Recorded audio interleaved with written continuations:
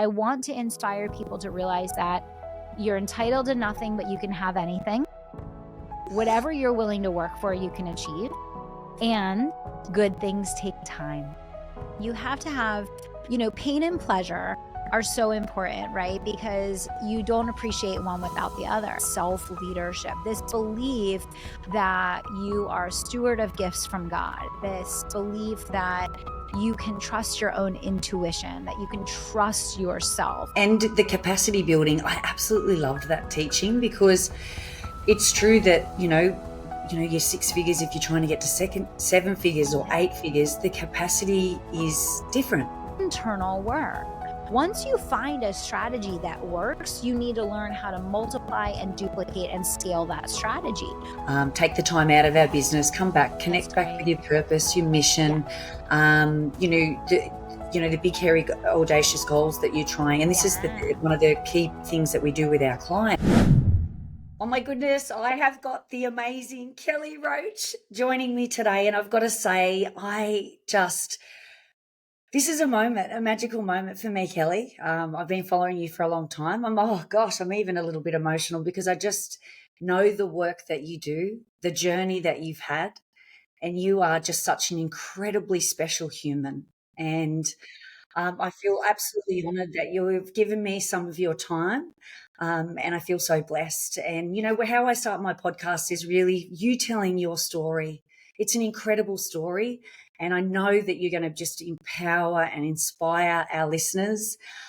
So Kelly Roach, thank you for being here with me. I am feel so blessed.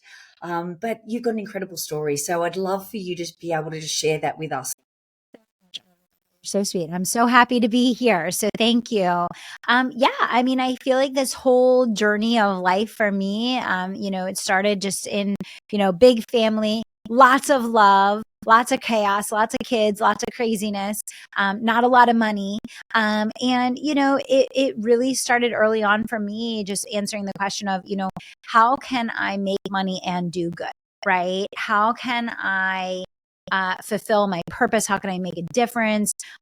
How can I change my circumstances?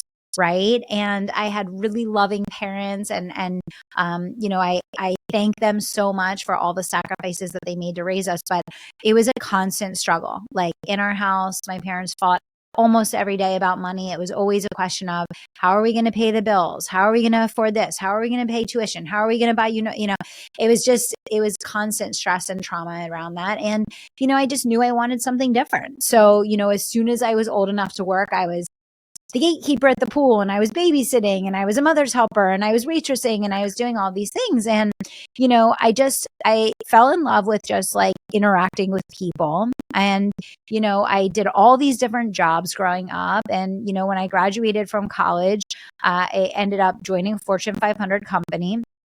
And I got the most entry level job, and I was the first one in and the last one out every day, basically for a decade, for 10 years. And in that time, I just had this incredible learning experience and opportunity to go from being a sole producer to building a team of 100 people, managing 17 locations all up and down the East Coast. And I fell in love with business. I fell in love with coaching people. I fell in love with helping other people reach their potential and see what's possible for them. And, I had this amazing opportunity to both work with a great mentor and also mentor others. And, as I got to the top of the corporate ladder, I was a senior vice president. So I was basically 2 positions away from the CEO. And I was kind of looking at my life and saying, is this what I want for my life? And the answer was no, it wasn't what I wanted for my life. I wanted to be able to focus on family. I wanted to be able to work from home. I wanted to be able to do work that I felt really, really touched people. Like not just making a corporation millions of dollars, but like really doing something that was interfacing with people's everyday lives in a way that my gifts could facilitate people fundamentally changing their life. And so in 2012, I started my first business, started as a side hustle. I was still working my full-time job, grew it to 7 figures, became a full-time entrepreneur, quickly grew it to 8 figures, broke out my other companies. Now I have a portfolio of 6 companies. We've been on the Inc. 5000 list twice. We've, accomplished unbelievable things. And, to me, it's just really, I want to inspire people to realize that you're entitled to nothing, but you can have anything. Whatever you're willing to work for, you can achieve. And good things take time. Good things take time.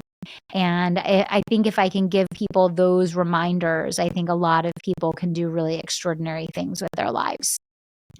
Absolutely amazing. And you've done lots of amazing things. You've got a podcast, you've got 11 international best-selling books. The list just absolutely goes on. And I one of the stories that resonated with me when I heard your story, when you were at school and you were lined up in, to get your lunch. I Oh, would that love was the for you to worst. share that moment, because I think that was that was one of the the pivotal Turning moment points. for Yeah. you that actually made you Yeah. decide that you wanted a Yeah. different life. Absolutely. And I mean, we all have these experiences, right? And you have to have, pain and pleasure are so important, right? Because you don't appreciate one without the other. And, for me, I was on the free lunch line in school, and all of the cafeteria women knew. So I would always turn in my envelope every day, and my envelope was empty. And one day there was a new volunteer there, and she didn't know. And she ripped open my envelope, and I'm staring at her, and she's staring at me, and there's nothing inside of it. And I just remember freezing. I was so mortified. I was so embarrassed. And, I blacked out. I don't even remember what happened after that. But all I know is that in that moment, it like flipped a switch for me. And that's where I just had this like fire in my soul of like, never again, never again. And I knew from that point forward that I was always going to put myself in a position to do whatever it took to be, financially secure and to be financially capable and to take responsibility for the outcome and circumstance of my life. And I think, when you're young and you're a child and you're put in a vulnerable situation, you can either accept that, or you can say, I'm going to do everything I can do to never be in that situation again. And that was a really powerful moment for me in my life that I'll never forget. That really allowed me to reflect on the level of personal responsibility that I wanted to take in my life. And it was a great catalyst for me, to do a lot of extraordinary things, but also to dedicate my life to helping other people do the same. And I think too, for you, one of the things is you've had incredible work ethic. Incredible work ethic. It was one of the things that I have to say my parents gave me. My parents are old school. When I was growing up, they didn't have any money as well. So there's 5 of us in our family. So my older brother and I experienced no money, but then my parents become entrepreneurs. My dad, they've got incredible businesses, amazing role models, work ethic. Like my dad is 70 this year and still works 100 hours a week. Wow. Oh my gosh. Whereas my little brothers and sisters, they experienced money. Like mum and dad had money, so it was really, I got to see both sides. So it was just so amazing. But it's really in my entrepreneur journey. For me, a catalyst was, when it comes to money. Yes, I did see fights over it, because they didn't have any. So it does really, for me, what was instilled in me is that you have to work hard. Yeah. But I remember, thinking, and I absolutely love my dad to death, and I love that he's given me this work ethic. But for me, I don't want to be working 100 hours at 70 years of age. Exactly. So that's Exactly. been a really Exactly. great thing for me. And also, what I think, that bit of competitiveness. You're a cheerleader. Everything you've done, you've been very competitive at, and that's why you've been able to actually, really be able to go to that next level all the time. What's been that driving force for you? Yeah, I've lived by a quote since I was really young, and it's just very simple. I'm a simple girl, and it's just be the best that you can be in everything that you do.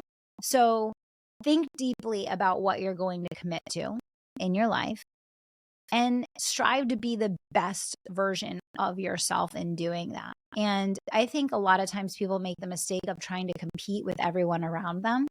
And everyone around you has a different vision, a different mission, a different goal for their life. It's pointless, right?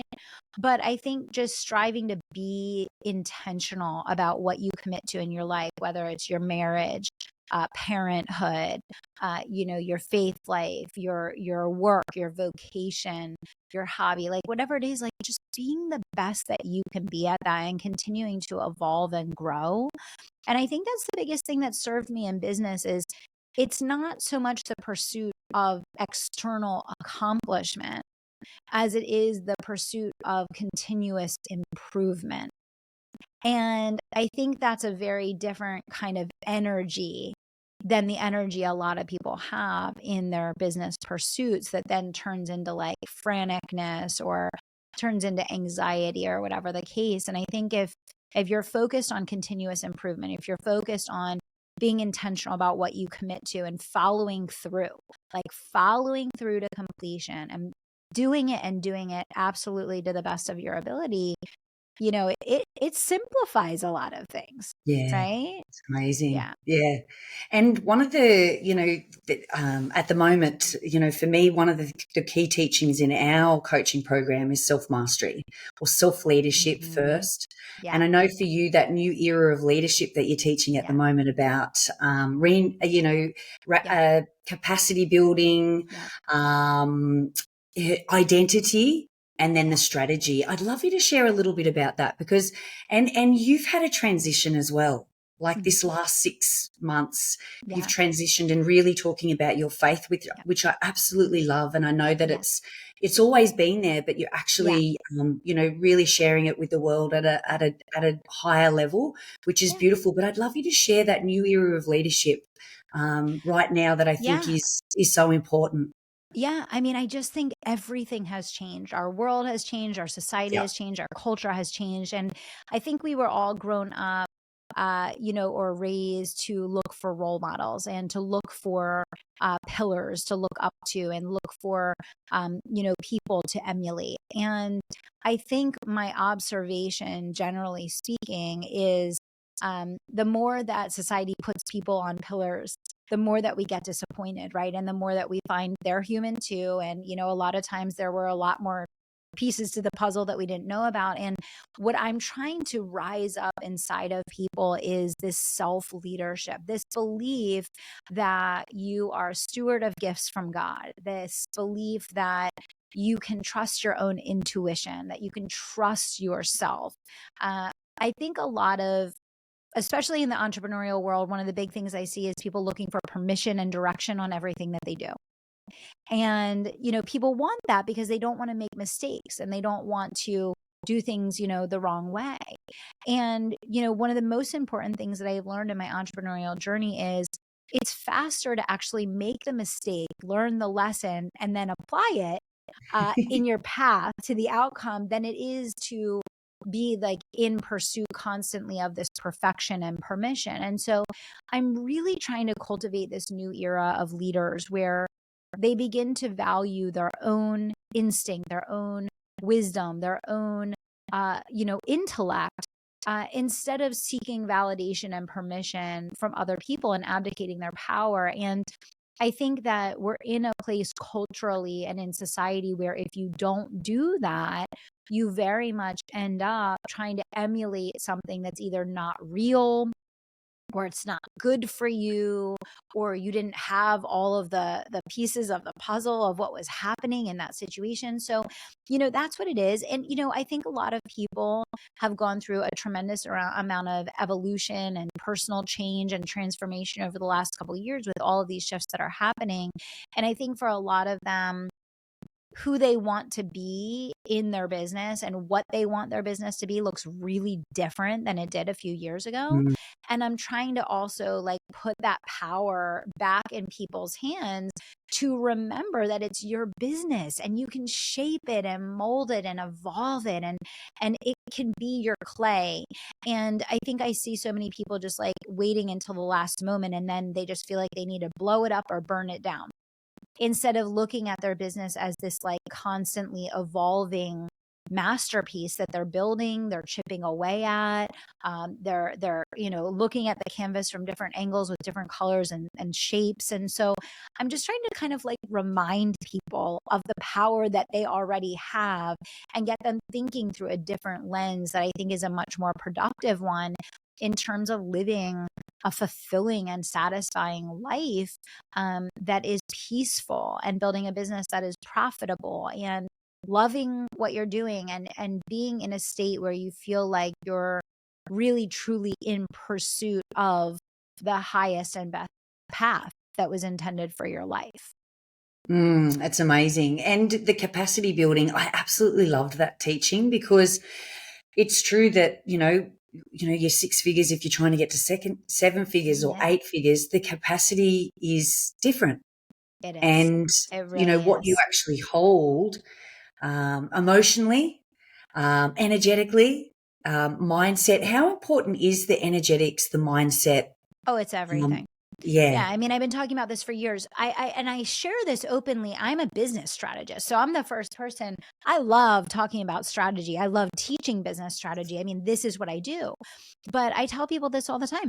I use the same business strategy to go from 7 figures to 8 figures. It was not a new strategy. It's the energetics of capacity, of leadership, of the internal shifts that you go through.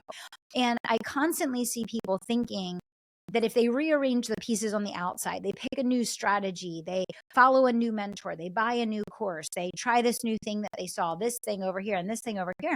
And all you're doing is just starting over and starting over and starting over. And this is why people are so exhausted and burnt out. It's the internal work. Once you find a strategy that works, you need to learn how to multiply and duplicate and scale that strategy. But you have to become the leader that can hold the space for more problems, more challenges, more issues, just more everything if you want to keep growing. And that's the part that people really don't realize. There's no way around that. That is the natural byproduct, right? Yeah. So, and another key teaching that you teach is the 5 F's. Mm-hmm.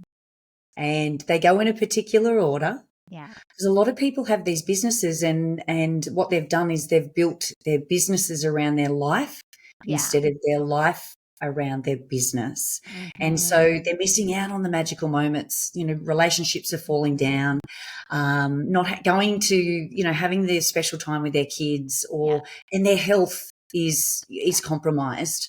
I'd love you to share the 5 F's with us, Kel. Yeah, definitely. Well, faith, right? Faith and family first. And I talk about that all the time, obviously. And, that's the biggest thing that is just destroying our society and our culture right now, is that everything else is being put before the things that are the core of our life, which is our relationship with our creator and our relationship with the inner circle, the most important people in our lives, right? So faith and family, and then obviously building fulfilling work that ties to your vocation, right? Really truly listening and paying attention and trying to understand the gifts that you are given to steward to the world, right?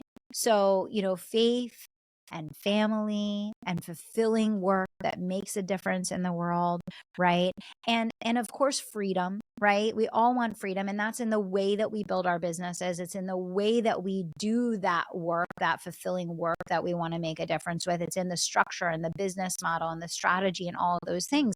And if you get the first 4 right, the byproduct of that is going to be that you're going to impact lots and lots and lots of people, and you will create financial freedom.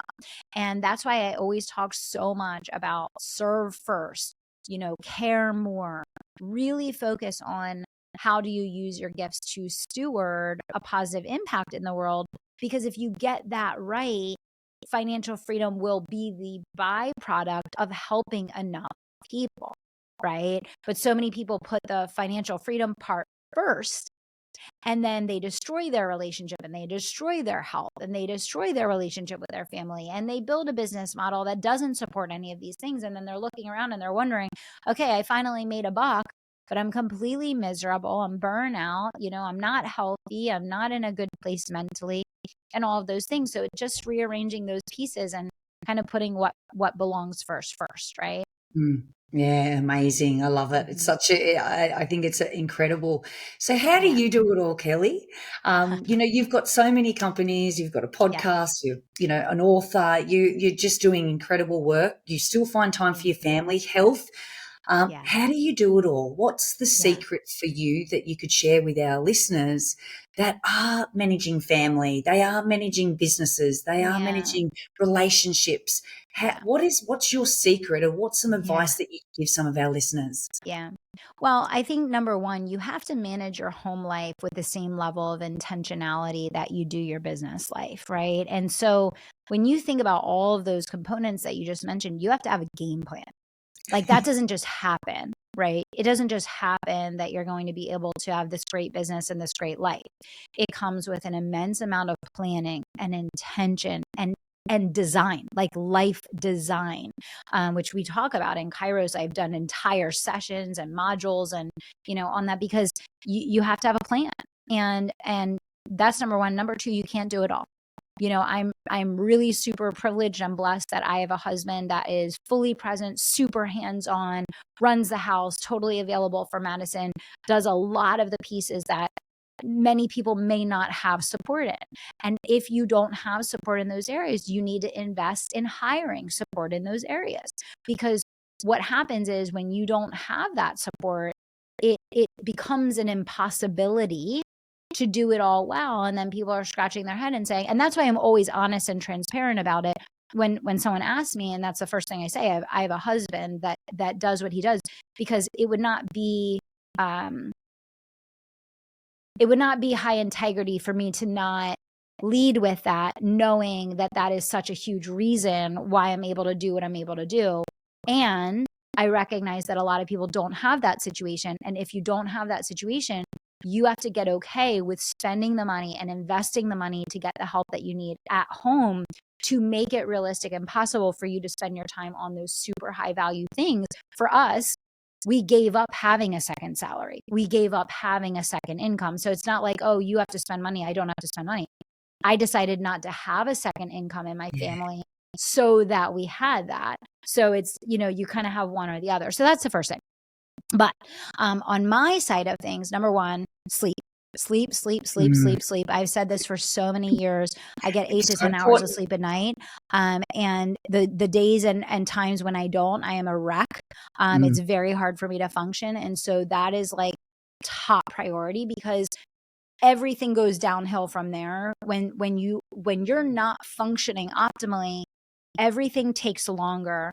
Everything that you do has lesser impact, and you don't have the energy to perform at a high level to do all of these other things. So if I could give people like one thing, which I think it's so simple, but most people, they're like, they think it's funny. They're like, I got 4 or 5 hours a night. And they think it's like a light thing. And they don't realize like that one thing is the domino that impacts every single other thing in your life.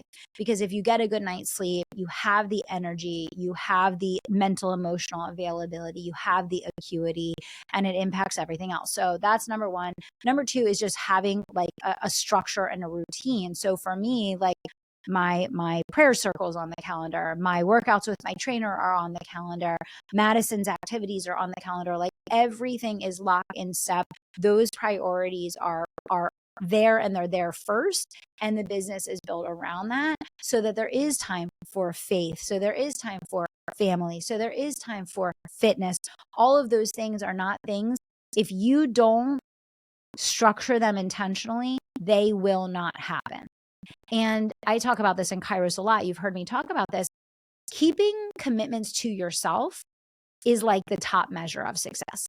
And most people are amazing at keeping commitments to other people because they feel guilty, but they're horrible at keeping commitments to themselves, which is why the 5Fs don't happen, because they keep all their commitments to other people, but they don't keep their commitments to themselves. So I think the biggest thing is keeping commitments to yourself, managing your home life with as much structure and intentionality and game planning as you do your business life, and being willing to spend whatever it takes and make whatever sacrifice you need to make to get the support and the help and the resources that you need to not have the things on your plate that you shouldn't be doing, so that you can focus on those really high value things, the 5Fs that we talked about, that allow you to put first what's first, and really be able to do that and do that well. Mm. And I think, focus, distraction, it's a Yep. huge issue right now. Yeah. I know a lot of my clients, they're a little bit all over the shop. The last couple of years, I think, have really played a significant role. Like there is people are still Oh, trying yeah. to get their nervous systems back Yeah. into place. Why do you think it is that people struggle so much with actually being able to focus on the Well, right yeah. I mean, things? I think a lot of that is by design, right? So, a lot of the things related to technology and our phones and social media and all of those things. I mean, for me, I cancel cable. I'm rarely on social media. I consume almost zero content. Um, if you don't control your own mind and get hyper vigilant about what you're consuming, someone else will, and their agenda for you is not good.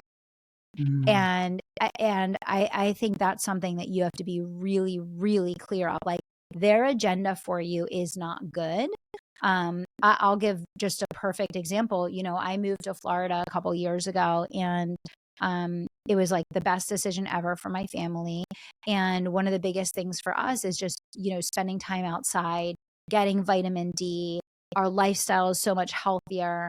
It keeps us from getting sick, all of those things. Well, I mean, if you go look, there's information out there right now telling you, that going in the sun makes you sick and does this and does this and does this. And we know for a fact what a vitamin D deficiency does to people, and it destroys their immune systems, and it makes them sick, and it makes them lethargic, and it causes all this seasonal depression. And we could go on, and I mean, we could have a whole podcast about it. But that's the thing. If you don't decide what you're going to put in your mind and get very super intentional about it, your attention span is destroyed. What you're consuming is not healthy. It's not good for you. And it just takes you down the wrong path. And people don't even realize it. They don't mm, even realize what's happening. mm, So, just making little decisions, like I said, like cancel cable, unplug from the matrix. For me, I like to read books, because when you read books, you're reading timeless wisdom. You're consuming things that are age old principles that can be implemented in your life in the long term, versus many times when you're consuming content online, it's this very like trending fads, or things that are distracting you in the moment from the core essentials that you're trying to actually focus in on. mm. Yeah, it's amazing. And also planning, as you said before, for Yeah. us we take, every 90 days, take the time out of our Yeah. business, come back, That's connect back great. with your purpose, your Yeah. mission, the big, hairy, audacious goals that you're trying. And this is Yeah. one of the key things that we do with our clients. And if you can't take out, some time every 90 For days sure. to actually sit down, work out what's For working, sure. what's not working, and then come back up with the game plan for the next 90 days, but have that big, hairy, audacious goal there. We talk about mission and purpose. It's so Mhm. important for me. Yeah. It's the intrinsic motivator to, one, Mhm. that feeling, but also, your Yeah. mission and where you really want to, the Yeah. impact that you want to have.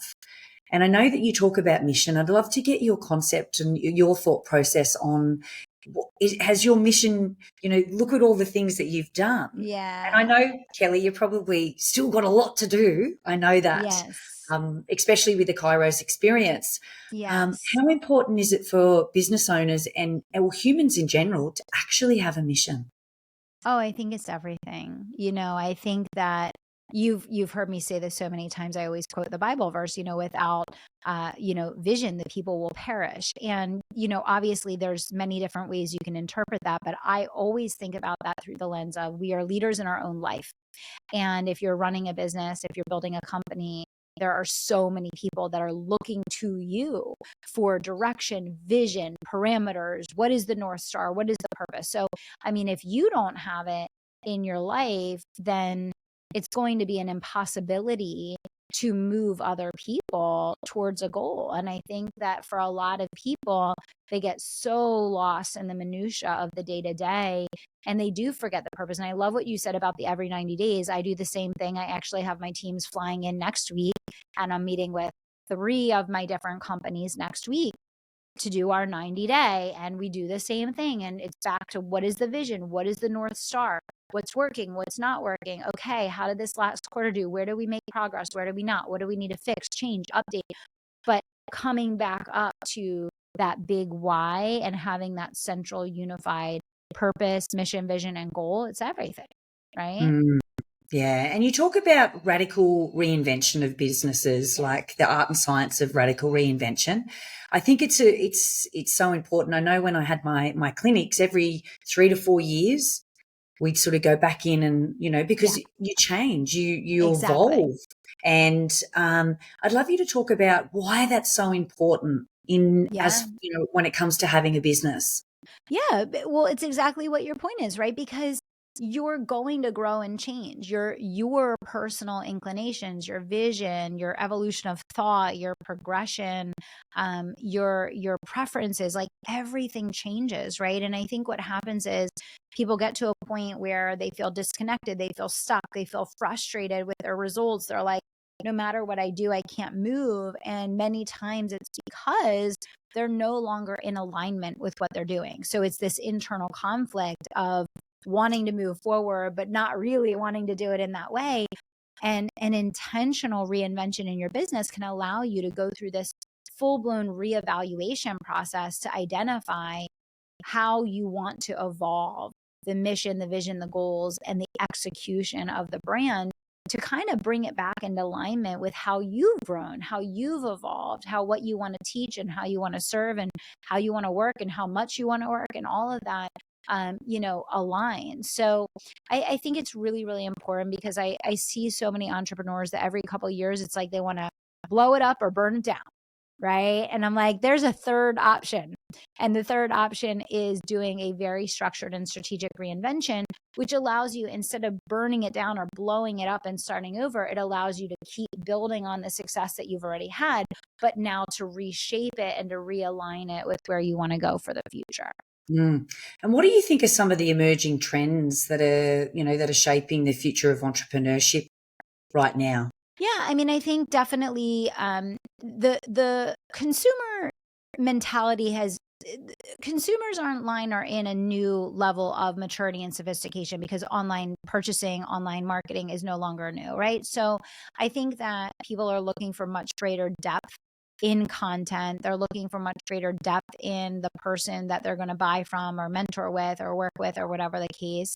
I think that also people have higher expectations. They want to work with a human centric brand. They want to work with brands where they have an actual relationship with someone in the organization or on the team. And I think that people are no longer buying just based on the outcome or the product, but Mm, the entire experience of what it's like to be in your presence, in your world. And they're looking to you not just as someone that can teach them in a silo a specific tactic or technique, but what is the whole package all about. And so I think that's a great thing. I think it's a really good thing. I think that a lot of businesses have experienced a dramatic slowdown over the last year. But I think if you understand the market changes that are happening and you can evolve your strategy, it's really a huge opportunity. And I think it's just about understanding the way that these trends have impacted the way that you need to go to market. And once you come into alignment with that, you can capitalize on it instead of it being a reason that you would, struggle. amazing. What do you think are some of the key skills? We've talked about self-mastery. We know that's probably, for me, that's where it all starts. We master the Mhm. human, Mhm. then we can master business, family, Mhm. all those things. We talk about sales, marketing, all those Mhm. things. For you, you've been an incredible salesperson. What do you think are the key skills as an entrepreneur that you need to continually be developing? Leadership.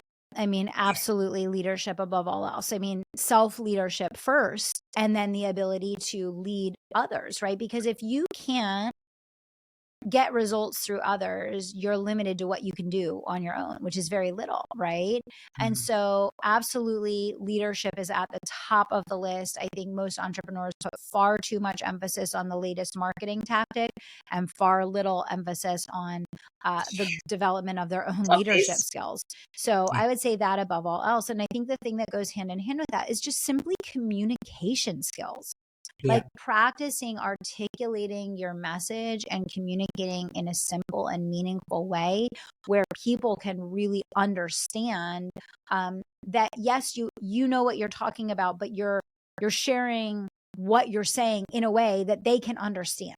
Right. And I think for a lot of people, either they have a ton of expertise, but they have a hard time simplifying it in a way that people get it, or they don't have enough depth of expertise where they're just kind of on the periphery and it's not enough to really like pull people in. So mastery of your craft, communication skills, leadership skills.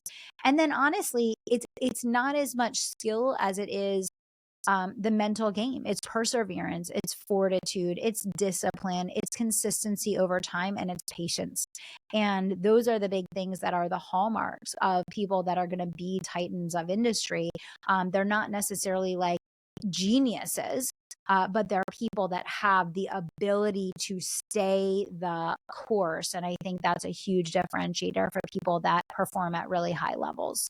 Yeah, amazing. So tell us about the Kairos experience. It's your beautiful work, your heartfelt work. Yeah. I'd love you to share that, Kel, so people actually know about this beautiful program that you offer. Thank you. Yeah. So it's my soul work. I say that all the time. It's like my soul project. Everything else that I do, I have teams running it. And, I have a lot of support and a lot of infrastructure and a lot of people doing all the things.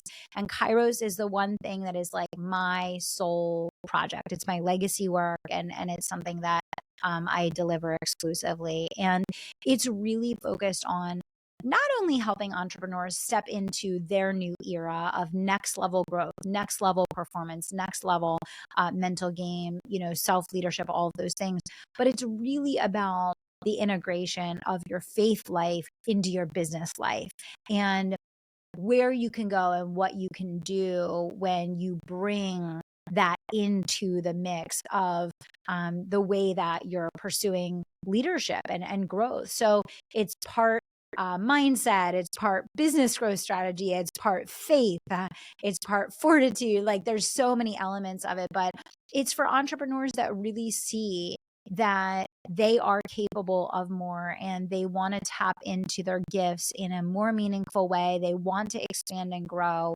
but they understand it's not necessarily about chasing the next strategy or the next marketing tactic. It's more so about doing that internal work that allows you to become the kind of leader that is going to be able to hold space and hold capacity for 10x the clients, 10x the profits, 10x the growth than what you're experiencing right now. Yeah, it's beautiful, isn't it? So, Mm-hmm. living your best life, it's our podcast. I'd Yes. love to know from you, what does living your best life mean to you? Oh, well, definitely it's getting to put my family first, which I do. And that is to me like the juice of life. Madison is 10. So we're like, it's prime time for us right now.